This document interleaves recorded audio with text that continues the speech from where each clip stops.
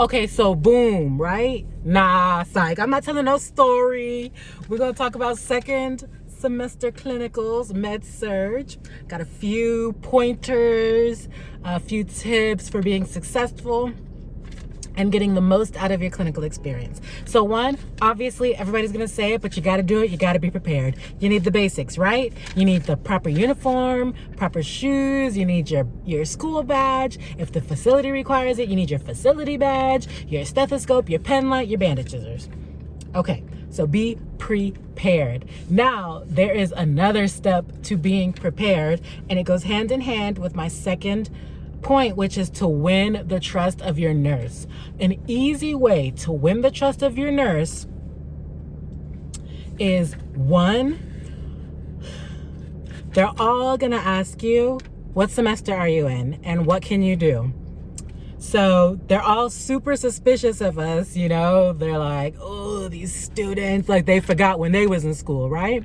So considering we're in a very short program, but they don't know what program we're in, we gotta say, I'm in my second semester, only this many months until I graduate. Like when they would ask me, I'd be like, oh, I'm in semester 2 of 4, med surg. I can't wait to graduate in December. And then it kind of like gives them like that, oh, okay, she sounds like she knows what she's doing. And then when they ask, oh, well, what can you do? Man, I have my list ready. I can prepare your IV bags. I can prime your lines. I can give all meds, PO, IM, sub-Q. I can assist you with assessing your patients. And of course, I can do all of the CNA work. That was like my spiel. So you just got to be prepared. Okay, and anything that you can add to that, the more useful you can make yourself to them, the better. Okay. So the second step to being prepared is you got to find out the codes and memorize them, the codes to the nutrition room and to the clean supply. Because like let's say your nurse is in a room and she forgot something, you're gonna say, I'll get that for you, I'll be right back. And you run to the supply room, not walk, you run to the supply room and you get that stuff. And while you're there, you're gonna load your pockets up with flush, with 3 ml syringes, 5 ml, I don't think you need the 10 ml, but the 3 and the 5, alcohol wipes, and yeah, that's pretty much all you need. If you can find tape, get tape too. But those things, they should put you in like a good place. And then like if your patient is going to be taking PO meds, while your nurse is scanning, you're going to look around the room and you're going to make sure that they have water or some type of liquid to be able to take their PO meds. And if they don't, you're going to tell your nurse, hey, I'm going to get them some water so they can take these meds. I'll be right back. And you run, not walk, you run to the nutrition room and you get them that water. Preferably, if they don't already have a pitcher, you get the pitcher. And if they have the pitcher, you bring it with you so you can fill it up. And when you did your scan, you're checking to make sure that they have cups and straws. Even if they're not going to use it, you put it there, right? Okay. The other thing I do is when my nurse enters a room, I'm her shadow, okay? Right? She's rice, I'm beans, right? We right there, right together. So she walks in the room, put gloves on, I'm putting gloves on. And I'm not just putting gloves on, I'm taking the whole stack of gloves and I'm putting them in my pocket. So just in case she came in before me and I didn't notice, I don't have to walk to where the gloves are. I got them in my pocket, ready to go. Next thing you want to do is volunteer. Nurses, they clean butts all day. They do like so much stuff, and whatever you can take off of their plate, you know, that's just gonna be a way to win their trust. And let me tell you something, cleaning butts is an easy way to win the trust of your nurse. If they're like, oh, you got this, you're gonna be like, yeah, you can clean a butt, don't be afraid. Let's see. You have to ask for opportunities to perform skills. What's the worst they can do? Say no, right? But if you did what I told you and you're prepared and you have won their trust, they're more likely to say yes and allow you to do the skill. I got to pass a lot of meds. I got to prime a lot of lines. I got to do a lot because I won the trust of my nurse and I was prepared. And when she needed something, I had it, right? Okay, story time. So boom. I remember it was like probably the second to last or third to last weekend that I was in clinical. First thing when I got onto the floor, I looked for my nurse. I found her, my spiel. Hi, my name is Tamara. I'm a student at Miami Dade, a nursing student. May I follow you? And they're gonna say yes, especially if you come confident and you come correct. And so I followed her, whatever. We get into the room. She's not really paying me much attention, but I noticed she had an IV bag and she put it down. She starts scanning it. And then I say, would you like me to prime that line for you? And she's like, yes, thank you. And to me, that was like, well, of course I'm gonna ask. Like, I want to do as much as possible. But to her, she was like, she left the room while I was priming the line to go get something. And when she came back, she was like, wow, you are so proactive. I've never had a student be so proactive and ask. And then she starts to ask, oh, what semester are you in? And I gave my spiel. I'm in second semester. I graduate in December. I'm so ready for it. And she's like, wow, like you seem so comfortable around this. And I tell her, I'm ready to graduate. Like, I'm ready to go. Like, part of the reason I'm so proactive is because I want to learn as much as possible and be as efficient a student, but more importantly, as efficient a nurse as possible. And so she's like, you know what? I can tell that you're a person that likes to learn and I'm going to teach you. And boom, the whole shift, she let me do everything. Like, of course, she's the nurse. She's really doing the assessing, but she's letting me like interact with the patients and assess and like listen to heart sounds and lung sounds and like, yeah. So be useful, people. You're gonna learn so much. Don't be afraid to talk to the patients. Sometimes there's like nurses are so wrapped up in what they're doing that they forget that there's a body there and like they're just waiting for something. So like, if you notice your nurse is at the computer, she's scanning her meds, she's doing her double checks and all that. You already know that you're like scanning the room looking for water, and you're like, oh, I'm gonna get you some water so that you can take these meds. Do you want me to get you anything else? Right? And then you start striking up conversation. And then like, I remember once I was assessing a patient. One thing, these it's not just nurses wary of us, the patient's wary of us too. So you can alleviate some of that by treating them like the human beings that they are. And one thing I like to ask is, hey, what do you do for work? And some of them like get really excited and they start to talk about it. And it's just, it'll come naturally. You're not going to ask everybody, you know, what do they do for work? But based on like assessments you've heard from the nurse or like what you've read in their chart, you might come up with a question that's specific to them. But you want them to feel comfortable around you. And you're going to find that patient that's going to allow you to like do assessments on them because you were personable. Like every time I went to clinical, I knew which patient I could ask, can I do an assessment on you? And I knew that they were gonna say yes.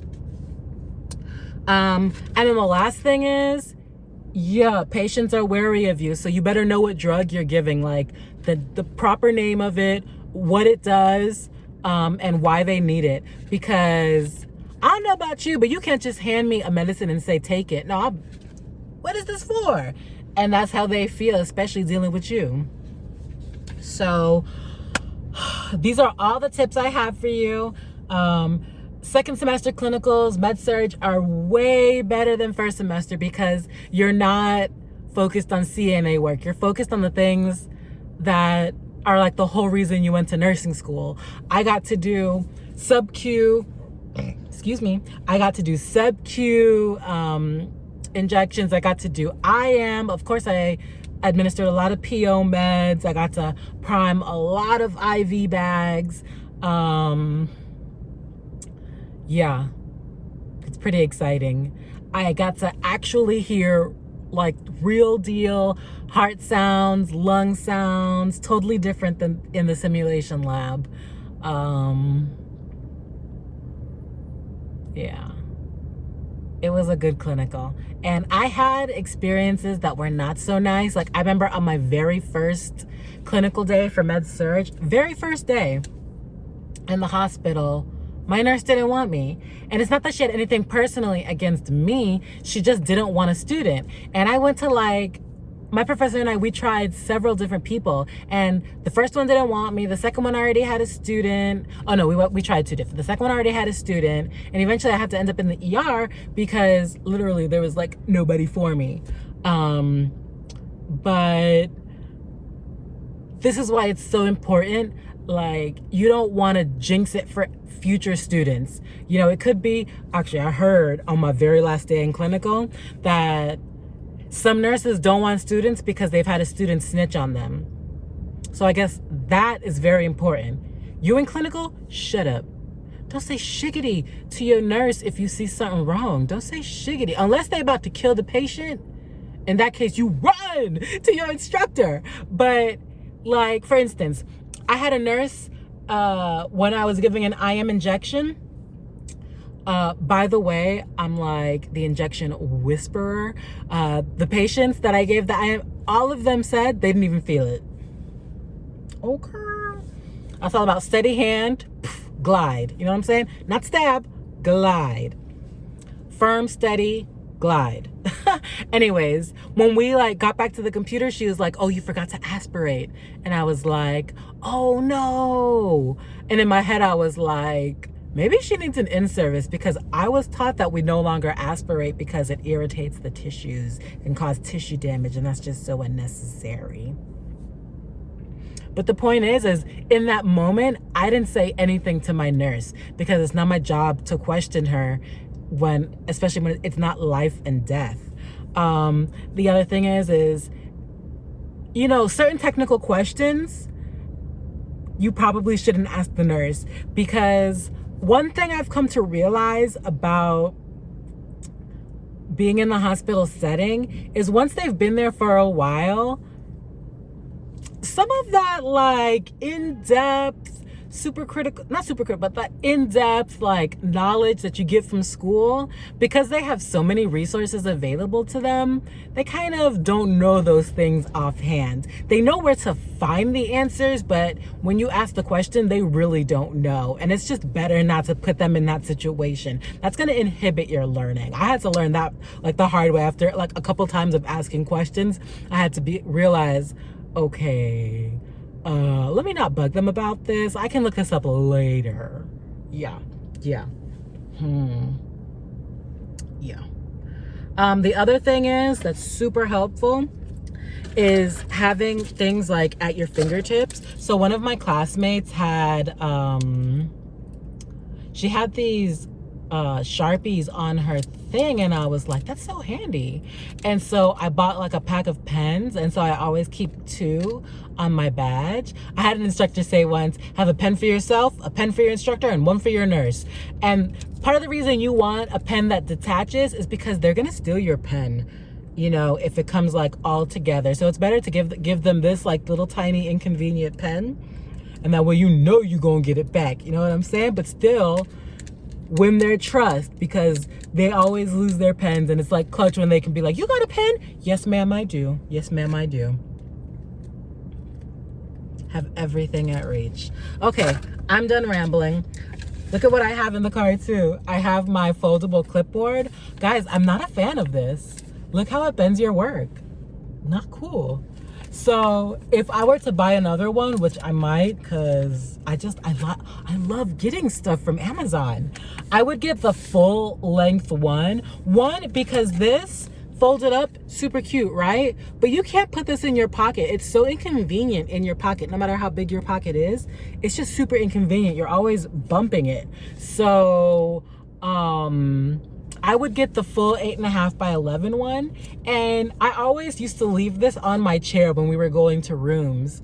And then I also had, let's see, I know I got my little, oh no I don't. I had a tiny notebook, like a super tiny notebook, and I would keep that in my pocket if I had to write down notes. So that's it, y'all. We done rambling. These your clinical tips. Y'all gonna kill it. Y'all gonna kill it. I know you will. Just go in there strong, go in there bold. And don't be afraid to whip out your phone to get the answers. Like if a patient asks you, what's this for? And if you didn't have the sense enough to look it up before, you're gonna be like, you know what? I have this special app, UCentral, and I know exactly where to find that information. And you whip out that app right in front of them and be like, this is an anti-infective, okay? This is an antibiotic. It's gonna clear up that little infection you got, okay? So yeah, kill it. I love you guys. Bye.